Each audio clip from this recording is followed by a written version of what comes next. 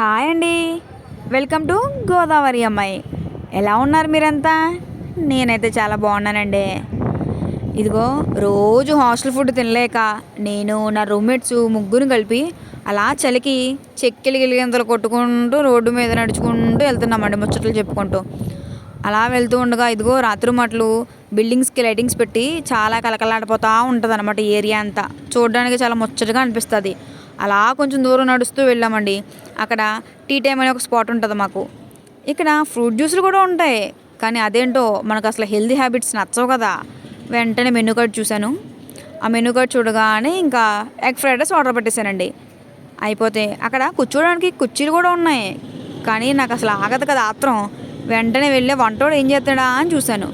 అక్కడ 2 గుండుగులు లాంటి బాండీలు 2 పెట్టుకొని ఒక దాంట్లో 2 గుడ్లు కొట్టాడండి. కొట్టిన వెంటనే ఒక రైస్ వేసేసి చికెన్ ఫ్రైస్ 2 ఉంటే అది వేసేసాడు. అంతే, పెద్ద చెప్పుకోదగ్గ రెసిపీ కూడా ఏమీ లేదు దాంట్లో. అలా నేను చూస్తూ ఉండగానే వెంటనే అయిపోయిందండి రెసిపీ, 5 నిమిషాలు కూడా లేదు. అలా అవరారమన్న ఫ్రైడ్ రైస్ ప్లేట్లో వేసి ఇలా వేడివేడిగా నా చేతిలో పెట్టాడండి. అంతే అయిపోయింది ఫ్రైడ్ రైస్. ఏ మాటగా మాట కానీ ఫ్రైడ్ రైస్ చాలా బాగుందండి.